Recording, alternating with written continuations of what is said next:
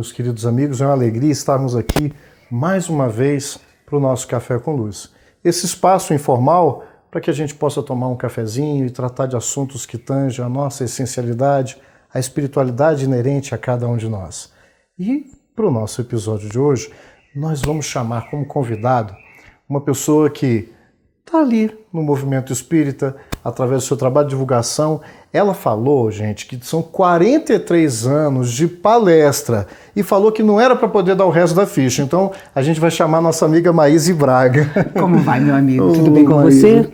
Graças a Deus. Que bom. Vamos tomar esse café juntos? Vamos sim. Sente aqui, Maíse, Obrigada. por gentileza. Pois é, Maíse. E aí uma satisfação. E a gente sempre brinca, né? O café é bem rapidinho. Sim. Mas a luz, quem sabe a gente toca um pouquinho o coração dos nossos amigos. E eu sempre brinco que eu vou fazer a provocação para esse nosso bate-papo. É claro. E o tema, gente, é o reino dos céus. Nós temos até passagem, mas eu não vou começar com a passagem, não. Eu vou começar o seguinte: Maíse, será que esse aspecto que vem do Novo Testamento, que a doutrina espírita resgata o pensamento do Cristo, ele falava tanto no reino dos céus, em algumas traduções, ou em algumas abordagens, o reino de Deus, né? O que é isso, Maíse? Será que é um lugar que a gente realmente precisa ir? É um lugar circunscrito? Vamos começar por aí? Vamos, porque me recordo de que Humberto de Campos, através de Chico Xavier, contou uma história. Quando Maria, depois de levar Jesus bebê ao templo pela primeira vez, saiu do templo, encontrou um velho que sonhava não morrer sem ter visto o Salvador. E Humberto de Campos conta que, ao vê-la passar, ele intuiu que ali estava aquele que ele esperava. E o tomou nos braços, pediu a Maria para segurá-lo. E ficou tão maravilhado de perceber que aquele bebê pequeno era realmente quem ele aguardava, que perguntou, como se o Cristo pudesse responder naquele momento. Saiu conversando com aquele bebezinho de colo. Senhor, me diga onde o teu reino, me diga onde vai ser instalado o teu reino de amor. E só depois que mais tarde ele morreu, conta Humberto que ele descobriu no mundo espiritual que, embora mudo, Jesus tinha lhe dado a resposta. Porque quando ele perguntou isso, a mãozinha do Cristo bateu no coração dele por 3 vezes. Tamborilou. Como se dissesse que nada tinha além de buscar o coração do homem. Era isso que ele tinha vindo buscar. E o sacerdote entendeu só depois da morte que não tinha ficado sem resposta. Então eu acho que pensar em reino de Deus significa saber que ele está dentro de nós, que ele começa de nós e que ele não pode morrer dentro de nós para que possa se expandir e atingir a tantas criaturas. É tão desafiadora, e eu vou falar por mim, tá, Maíse? Eu acho que muita gente se identifica. Porque é muito bonito a gente tratar isso e é poético. Sim. Mas aí a gente tem que fazer um raciocínio lúcido. Penso mesmo, que um dos grandes serviços que a doutrina faz é trazer essa poesia, porque as linguagens vão mudando, as culturas, mas a essência do pensamento do Cristo, ela precisa ser sempre relembrada. A gente esquece fácil, não esquece, Maíse? Sempre. Pois é. E aí, o que eu considero como desafiador, e eu queria que você compartilhasse as suas impressões. Porque eu tenho muita dificuldade, apesar de estar na escola, do entendimento dos valores espirituais, ainda sou muito arraigado à questão palpável. Então a gente vive falando assim, olha, quando você desencarnar, você vai para o plano espiritual. Aí eu me perguntava, mas o plano espiritual é em algum lugar? Mas dizem que os espíritos estão aqui, inclusive agora nesse café conosco. Então o plano espiritual também está aqui. Então esse reino, quando ele está no coração, que dimensão é essa que o Cristo, ou seja, toda a edificação dele foi baseada nessa definição?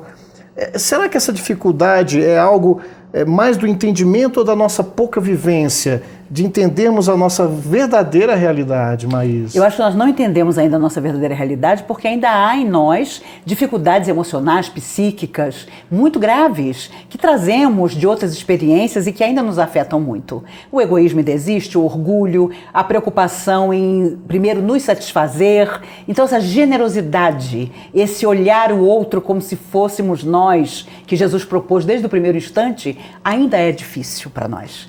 E é claro que estamos mergulhados em energia porque o mundo espiritual está em toda parte. Interagimos o tempo inteiro com os chamados invisíveis, que hoje somos nós os visíveis e amanhã vamos trocar de lugar. Mas a grande dificuldade, eu creio que é nos conhecer ainda profundamente, saber que precisamos superar aquilo que não é bom e vivenciar na prática a doação de carinho, de respeito, de entendimento, de aceitação do outro. Os amigos espirituais sempre dizem, é preciso aceitar o outro como ele é para que ele se torne melhor. E nós temos enorme dificuldade nisso. Então, veja bem, acho que pelo que você está falando, a gente pode depreender que talvez o grande desafio é porque a gente até nós que já estamos acreditando, não é só acreditar, é tendo certeza dessa realidade espiritual, às vezes a gente ainda procura o reino de Deus, mas como se ele fosse nos proporcionar as condições necessárias para o usufruto dos bens materiais. Será que até hoje a gente não faz isso em relação à religião? A gente busca a espiritualidade, mas é para ver se a gente passa no concurso, é para ver se a doença passa logo. Então talvez a nossa realidade do que vem a ser felicidade ainda está muito mais na ausência das dificuldades materiais. Por isso fica difícil entender esse reino espiritual. Sem dúvida, até porque todas as religiões, no fundo, nos dizem que após a superação dos nossos obstáculos, das lutas que nos levaram muitas vezes a buscar a fé, a religião, nos cabe um novo entendimento, uma nova maneira de viver e a verdadeira solidariedade e fraternidade. Aí é que pega. Porque aí nós, mas não é tudo isso que eu consegui, que eu quero um pouco mais. Meu Deus, mas eu fui assistir aquela palestra, eu fui naquela cerimônia, como que agora eu estou tendo uma semana difícil? No fundo ainda está muito enraizado em nós a questão de barganhar com a vida. Vou à igreja todo domingo, todo sábado. Eu ajudo algumas instituições. Eu estou fazendo muito fora, que não é ruim, é importantíssimo.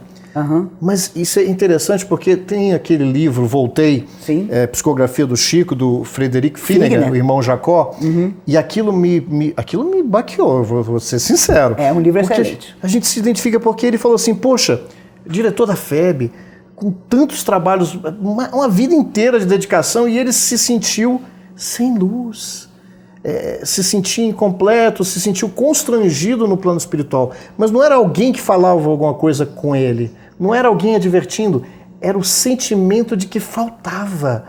Então ele fez muito fora, ou seja, a realização material que é importante, mas isso é instrumento, não é o fim. Será que está fácil demais ou, na verdade, a complicação é da gente, é o objetivo onde a gente coloca? E aí ele teve que buscar e ficou tão preocupado que ele se escreveu esse pessoal, que o reino de Deus tem que ser uma edificação. Então, de repente, alguém está 2 anos em qualquer movimento religioso e já está sentindo uma plenitude, mesmo diante de várias dificuldades. Isso é possível, Maísa? É possível, mas a plenitude tem que se transformar em trabalho, porque senão ela também desaparece. A verdade é essa. Kardec perguntou aos espíritos, onde estão gravadas as leis de Deus? No livro dos Espíritos. E a resposta foi sucinta, na consciência.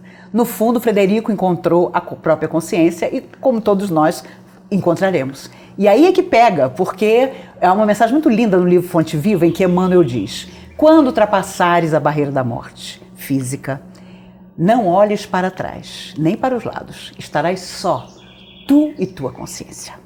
Então, a gente vive como se esse dia nunca fosse chegar. Mas ele é inevitável para todos nós. Não vai haver amigo, não vai haver parente, não vai haver amor a nos testemunhar. A dizer, não, fulano foi ótimo. Nossa, fulano... Não.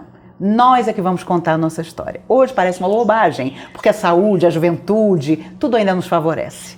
Mas esse dia chegará e aí é que fica complicado, porque nós vamos ter que provar que nós não só fomos felizes, mas fizemos os outros felizes também. Então, se a gente for observar com mais atenção, e a gente vai ver que existe beleza na própria transformação da matéria que está se operando no próprio veículo.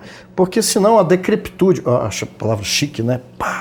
A decrepitude, ou seja, o próprio desgastar do corpo físico, uns menos, outros mais, isso não quer dizer derrocada. Porque senão, os nossos valores estão invertidos. É inevitável falar de Chico, não tem jeito. Sim. Os nossos irmãos nos perdoem, parece até fixação, mas não é, porque é um exemplo muito vivo, próximo. Quem é que olhou o Chico pelos olhos materiais, viu o quê? Um homem derrotado? Um homem pobre? Extremamente pobre, do ponto de vista material? Viu um homem frágil? Eu lembro de Raul Teixeira falando das idas com ele lá, que teve uma época que o Chico estava convalescente de um problema cardíaco E ele, saudável, muito mais novo, dizia que não estou aguentando essa doença do Chico, porque ele era uma força espiritual que até aquele corpo franzino fez muito mais, até materialmente falando, do que a gente. Que força é essa? Que alimento é esse? E aí me perdoe, não sei se eu estou me alongando, mas eu me lembro que o Cristo falou que o alimento dele era fazer a vontade de meu Pai. E se eu não me engano, esse era o combustível do Chico. Sem dúvida. Era isso que o movia. E não é quando a gente está num momento agradável, a gente sente a cadeira incomodando, a gente sente as coisas e vai doer do mesmo jeito. Agora, a impressão dessas questões, então não é mais subjetivo. E isso é o espiritual, Maíse? Sem dúvida, inclusive a velhice tem uma sabedoria enorme. Porque você já não enxerga mais como enxergava, você não ouve mais como ouvia, você não caminha mais com a rapidez que caminhava. Se nós mantivéssemos o tônus vital da juventude, não quereríamos nunca deixar o corpo. Hoje, quando a medicina diz, no futuro todo mundo vai viver 100 anos, 200 anos, eu ainda me pergunto, viver tanto para quê? Se realmente a nossa vida não for útil, se a nossa vida não for de autoconhecimento profundo, como Chico fez a vida inteira. Foram 92 anos de vida, 78 de mediunidade. E ele contava que já muito idoso, os amigos chegavam e diziam, Chico, vem cá, Chico, viaja pra cá, Chico, vem nos visitar. E ele não podia mais nada disso. Mas ele conta que um dia ele ficou tão triste com essa impossibilidade que ele sentou-se na sua cama, em cima do armário, aquela mala humilde. Ele, por um momento, pensou, meu Deus, eu vou pegar essa mala, eu vou botar roupa, eu vou sair pelo Brasil reencontrando meus amigos que eu não vejo há tanto tempo. E ele contava que, sabiamente, escutou o corpo dele dizer, pode ir, Chico, que eu fico aqui te esperando. E aí ele entendeu que mesmo com todo o vigor, e inclusive quando ele morreu, o médico dele disse, ele devia ter morrido 20 anos antes. Não tinha explicação para a medicina o fato dele ter superado tanta e tanta coisa e permanecer, não é? Mas permaneceu por isso, porque a vida foi dedicada ao outro. É interessante, é tão belo esse propósito que por mais que a gente estude, a gente vai experienciar e vai edificar esse conhecimento nas experiências que cada um de nós vai ter.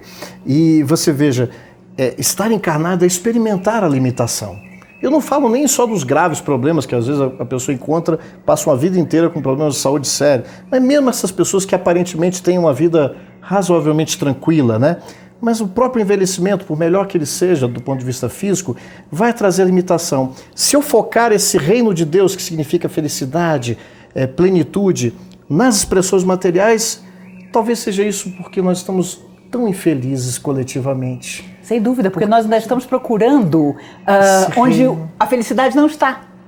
Uma mensagem de 76 de Emmanuel dizia assim, um dia, no terceiro milênio, o homem conseguirá tudo o que ele pretende. Vai estar em contato com o espaço, vai tirar do fundo do mar toda a alimentação para que ninguém mais passe fome. Só duas coisas ele nunca vai conseguir, mudar as leis de Deus e viver sem amor.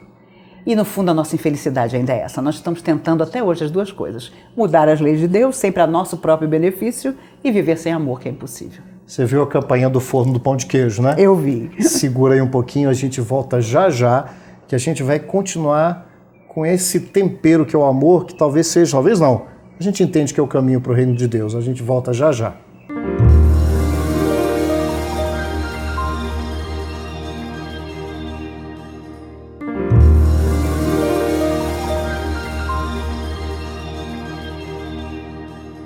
Meus amigos, nós voltamos desse nosso pequenino intervalo, o pão de queijo já está aqui, a gente saboreou o intervalo, mas vamos continuar aqui com esse nosso bate-papo com a Maíse Braga. Nós estamos falando do Reino dos Céus, não é, Maíse? É verdade. E a gente estava perto de terminar, a Maíse estava falando do Reino dos Céus e da necessidade da gente entender que todo o aparato material é pedagógico, é um exercício, a vida com as suas vicissitudes, as suas limitações, a vida material, que mesmo nas aparentes derrocadas da matéria, as falências, a falta do recurso financeiro, são tantos os desafios que permeiam ainda hoje, e a gente falava que o ser humano anda tão triste, porque a gente quer crer em Deus, mas um Deus que fique nos salvando das infelicidades materiais.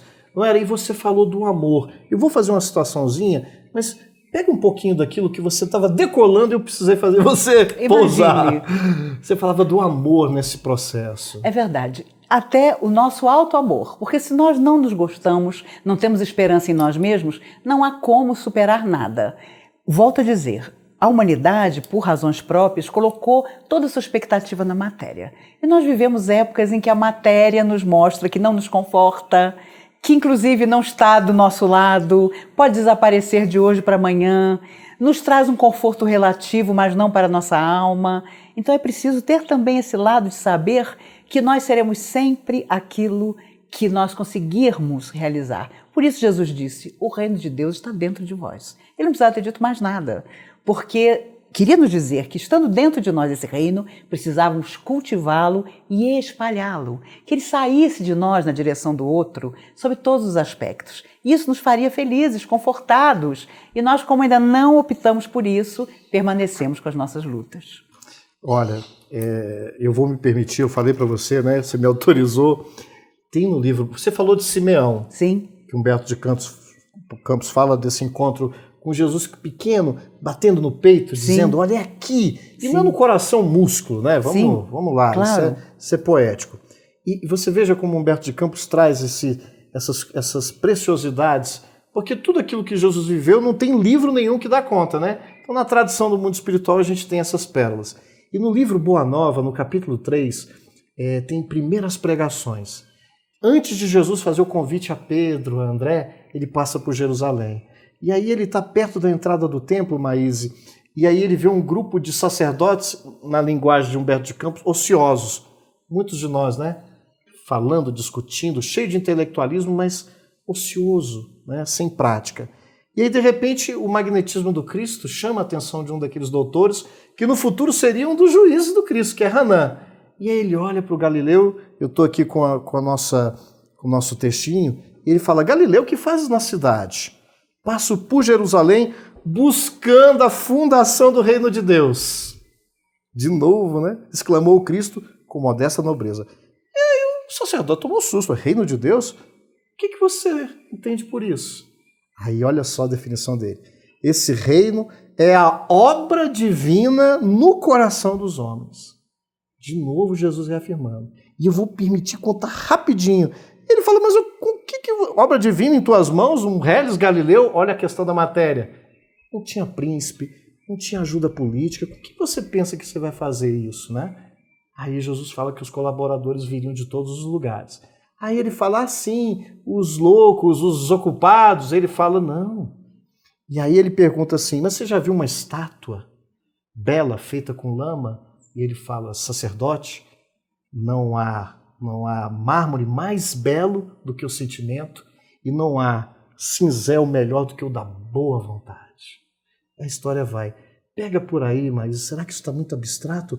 Ou esses processos podem se edificar com as pistas que você já nos deu para que a gente realmente construa essa ponte? Porque o reino de Deus é o que nos conecta fora ou dentro com Deus de verdade?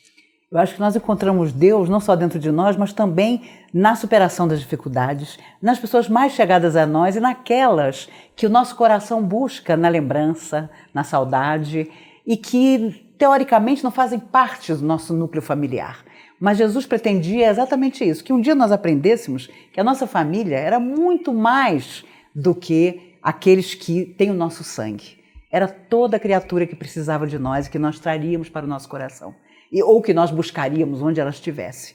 Ele foi buscar os discípulos para propor a eles, aos pescadores, serem pescadores de homens. E há um momento extraordinário, quando Jesus quase se despede deles, propondo a tarefa que viria depois da sua crucificação, em que tem muito a ver com a nossa época de agora, porque ele disse aos discípulos, eu vos mando como cordeiros em meio a lobos vorazes. E o Dr. Bezerra de Menezes lembra que Jesus nunca imaginou, nem pretendeu, nem admitiu que os apóstolos se tornassem lobos. E hoje, meu amigo, muita gente acha que a vida na Terra pode ser vivida apenas quando você se transforma num lobo. E o lobo não sabe amar, o lobo é instinto, o lobo é sobrevivência própria. E eu tenho certeza que Jesus não pretendia que mesmo em época tão difícil, em que os nossos sonhos não se realizam, em que as lutas se avolumam, nós nos tornássemos lobos. Há algo em nós que precisa não ser cordeiro. Me lembro de Emmanuel dizendo através do Chico que para viver na terra era preciso ter couro de rinoceronte. Os amigos espirituais, os anjos, como nós queremos chamar, são homens que já viveram na Terra. Eles não se iludem e também não desconhecem as nossas dificuldades, que também já foram as dificuldades deles. Mas eu acredito que a proposta deles todos, em qualquer religião ou até sem religião nenhuma, é esse amor que sabe esperar. Esse amor que sabe esperar servindo, que sabe esperar renunciando muitas vezes, que sabe esperar enxugando a lágrima do outro quando a nossa vai parar, porque André Luiz dizia, através de Chico também, quando você chora, não duvide de que se você enxuga lágrimas, você vai chorar menos. Haverá quem enxugue suas lágrimas, ainda que invisível aos seus olhos. Então, no fundo, é quase um egoísmo construir a felicidade dos outros, porque nós estamos preservando a nossa saúde mental, espiritual, o nosso futuro, na Terra mesmo, porque lutas são comuns a todos nós. Tudo na vida são dificuldades, são sonhos que de repente tínhamos e que se esborrou, mas a verdade é que há algo que nos une, que é uma coisa dentro de nós que não nos faz desistir. Há alguma coisa lá no fundo da nossa alma que na hora mais difícil ainda nos incentiva a dar um passo a mais. Isso é fé, isso é acreditar, isso é Deus dentro de nós. Isso, é o potencial divino que a gente... Qual lugar que não está Deus? É verdade. Porque às vezes a gente... Eu vou falar por mim, às vezes eu projetava, Deus está, no universo infinito, mas eu projetava para longe. Então, quando a gente fala que a lei de Deus está escrita na consciência, esse Deus ele está presente em toda a criação. E nós fazemos parte. Então, se ele está presente dentro da criação e nós somos filhos de Deus, esse potencial libertador pleno, bonito que você está falando, a gente pode até querer tamponar um determinado tempo, mas esse processo que o Cristo aflorou, se a gente seguir, a gente abre essas comportas do coração para ouvir Deus, né? No intervalo eu estava falando para você, chegou aqui a nossa pequena, uma das nossas filhas nessa experiência carnal, e aí eu falei para ele, Maísa, às vezes a gente até se desapega da mesa, da casa, do carro, mas às vezes a gente tem apego até às pessoas, mesmo por todo amor, mas não tem um processo de posse, mesmo que não seja doentio, e a gente nunca vai se separar porque nós estamos ligados em espírito. É desafiador, não é? Mas também não é um outro lado dessa construção, porque tudo nesse sentido é impermanente. O que é permanente, de fato? Eu acredito que seja o amor com que você permeia tudo. Porque a filha de hoje, amanhã, será para nós uma outra coisa, um outro ser, vai assumir outro papel, mas nunca deixará de estar ligado ao nosso coração. No fundo, quando nos reencontramos, já somos o passado em forma de presente. Ninguém é nosso filho, nosso companheiro, nossa mãe ou pai, por acaso. Coincidência. Inclusive, os espíritos dizem que nesta atual existência da Terra, nós somos a mesma humanidade que tornou a Terra assim e voltamos para viver as consequências e para reconstruir o que for possível. E também trouxemos para junto de nós, dessa vez, pessoas, almas, seres que evitávamos há muito tempo. Então é claro que também existem as famílias que estão em desconstrução, as famílias que vivem grandes conflitos, mas aí está também o cerne do nosso passado espiritual. Aquelas antipatias que você não sabe explicar, ou então os amores, as paixões que você não consegue evitar e que muitas vezes são destrutivas e que precisam ser contornadas. Por isso, eu confesso a você que se não fosse espírita, provavelmente não acreditaria em Deus, porque não veria justiça e misericórdia. Fica parecendo que eu sou uma privilegiada e porque Deus trata diferente o refugiado que, a essa altura, luta pela própria vida num barco que tenta aportar em um lugar onde ele sabe que não vai ser bem aceito. Os espíritos, inclusive, dizem que essa questão dos refugiados que estão fugindo dos países em guerra, buscando abrigo em outros países, está sendo um teste para a humanidade. E até agora, infelizmente, estamos tirando zero. Porque o nosso egoísmo nos faz pensar que não podemos receber pessoas de outros países porque vamos tirar o emprego e por aí vamos. Veja você que quando lembramos de Jesus, ainda é revolucionário tudo que ele falou, porque ainda é tão difícil para todos nós incorporarmos isso ao nosso dia a dia e sermos mais preocupados com o outro, menos egoístas, mais abertos, não é? Perguntava ao Chico Xavier, às vezes até em tom de deboche, Chico, conte uma novidade, você está tão ligado sempre aos invisíveis, você vê tanta gente que já morreu, conte uma novidade. O Chico não se dava por achado, ele dizia, o Evangelho, meu filho, Continua sendo O a boa nova. Evangelho é a grande novidade. Se não fosse novidade, a gente não estaria de novo vivenciando a herança de nós mesmos, né?